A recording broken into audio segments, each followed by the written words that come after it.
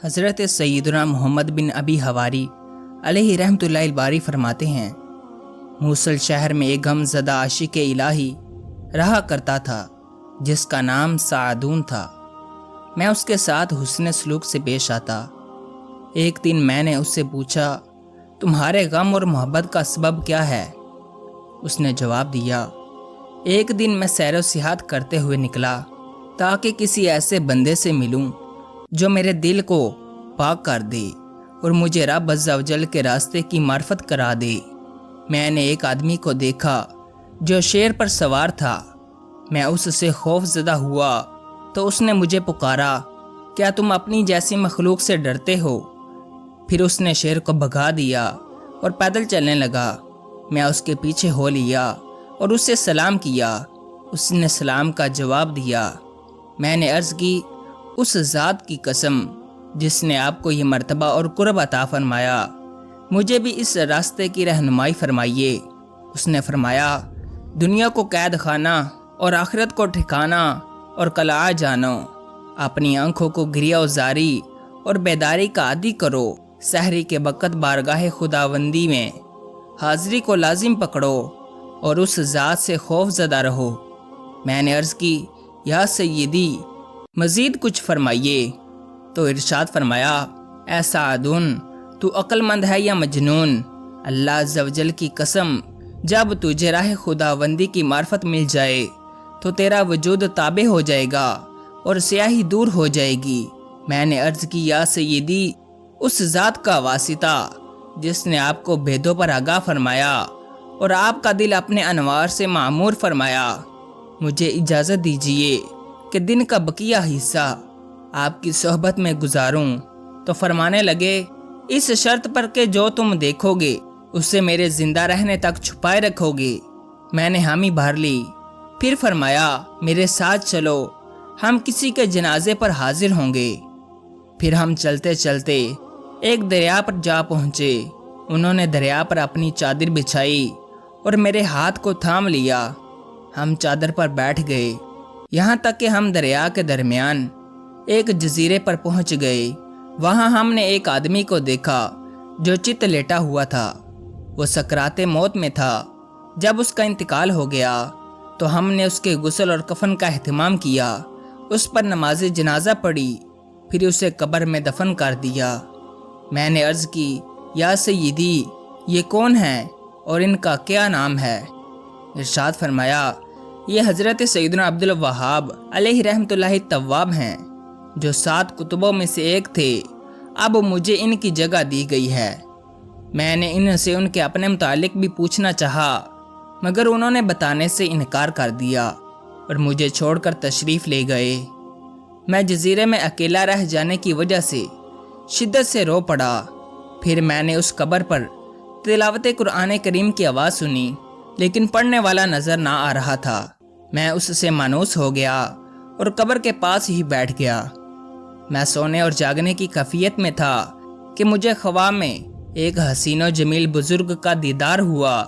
میں نے عرض کی، یا سیدی، اس ذات کی قسم جس نے آپ کو اپنی رضا اور قبولیت کی پوشاک عطا فرمائی، اس بزرگ کا نام کیا ہے جو مجھے اس جزیرے میں تنہا چھوڑ گئے؟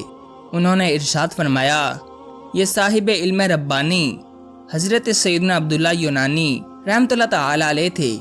وہ میری جگہ کتب بنائے گئے ہیں۔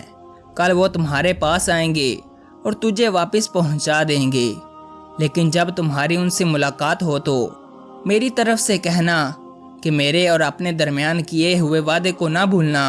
حضرت سیدنا سعدون رحمۃ اللہ تعالی علیہ فرماتے ہیں، میں بیدار ہوا تو فجر ہو چکی تھی۔ میں نے وضو کر کے نماز پڑھی اور قرآن حکیم کی تلاوت کرنے کے بعد کچھ دیر کے لیے لیٹ گیا تو اچانک مجھے اونگ آ گئی اور مجھے تب پتہ چلا جب وہ بزرگ مجھے بیدار کر رہے تھے۔ میں نے ان کی دست بوسی کرتے ہوئے معذرت کی۔ انہوں نے میرا ہاتھ پکڑا اور دریا کی طرف چل پڑے، یہاں تک کہ ہم خشکی پر پہنچ گئے۔ جب میں نے لوٹنے کا ارادہ کیا تو انہوں نے فرمایا، شیخ کی وصیت کہاں ہے؟ میں نے عرض کی، یا سیدی، آپ اچھی طرح جانتے ہیں کہ آپ کے اور ان کے درمیان کیا وعدہ ہے۔ انہوں نے فرمایا ہے کہ اسے نہ بھولنا، تو آپ نے فرمایا میں وعدہ بھولنے والا نہیں۔ میں نے عرض کی یا سیدی مجھے ارشاد فرمائیے آپ کے اور ان کے درمیان کون سا وعدہ ہے؟ آپ رحمۃ اللہ تعالیٰ نے فرمایا انہوں نے مجھ سے عہد لیا ہے کہ میں ہر روز ان کی زیارت کے لیے آیا کروں گا۔ میں نے عرض کی یا سیدی اس ذات کی قسم جس نے آپ کو اپنی معرفت عطا فرمائی اور اپنی ولایت سے مشرف فرمایا، مجھے ایسا توشہ سفر عطا فرما دیں جو میرے لیے دنیا اور آخرت میں نفع بخش ہو۔ تو آپ رحمۃ اللہ تعالیٰ علیہ نے ارشاد فرمایا ہدایت کے راستے پر چلتے رہو، گمراہ مردود لوگوں سے کنارہ کش رہو، آج کے رزق پر قناعت کرو اور کل کی فکر نہ کرو، رضا الہی عز و جل پر راضی رہو اور آزمائش اور قضاء الہی پر صبر کرو۔ پھر مجھے وہیں چھوڑ کر وہ رخصت ہو گئے۔ پھر حضرت سیدنا سعدون رحمۃ اللہ تعالیٰ علیہ نے فرمایا یہی واقعہ میری محبت، دیوانگی اور شوق دیدار الہی عز و جل کا سبب ہے۔ تمام خوبیاں اس ذات کے لیے ہیں جس نے دور کو قریب اور قریب کو دور کیا، دشمن کو دور کیا اور دوست کو قریب کیا، نافرمان کو ذلیل کیا اور فرما بردار توبہ کرنے والے کو عزت سے نوازا۔ وہ مالک حقیقی کہ جو بھی اسے پکارے وہ لبیک کہتے ہوئے جواب دیتا ہے، اور جو بھی اس سے مانگے وہ اپنے فضل و کرم سے اس کے سوال سے زیادہ عطا فرماتا ہے۔ بس اے گناہگار انسان اپنے قبر میں ٹھہرنے کو یاد کر اور اپنے نفس کی کڑی نگرانی کر، اور جب تک تیری جوانی کی ٹہنی تر و تازہ اور شگفتہ رہے روز جزا اور اپنی آخرت کے لیے عمل کرتا رہ۔ کب تک تو اپنی لغزش کی بیماری میں مبتلا رہے گا اور اس کے لیے شفا بخش دوائیاں حکیم نہ پائے گا؟ رات کی تاریکی میں بیدار ہو اور اس ذات سے مناجات کر جو ہمیشہ سمیع و قریب ہے۔ اپنے مولا عز و جل کے حضور گڑ گڑا، دنیا میں اجنبی بن کر رہ، صبح و شام اس کے سایہ رحمت کی پناہ طلب کر اور اس کے باب کرم پر کھڑا ہو جا۔ تو اس کے دروازے کو کھلا اور اس کی بارگاہ کو کشادہ پائے گا، اور سحری میں معذرت خواہانہ انداز سے اس کو پکار اور اس شخص کی طرح دعا کر جو اپنے گناہوں پر غم زدہ اور دل شکستہ ہے۔ دوستو، اس شخص کا حال کتنا اچھا ہے جس نے اپنے رب عز و جل کے حضور فریاد کی۔ اس شخص کا حال کتنا پاکیزہ ہے جس نے اولیاء کرام رحمہم اللہ السلام کو وسیلہ بنایا۔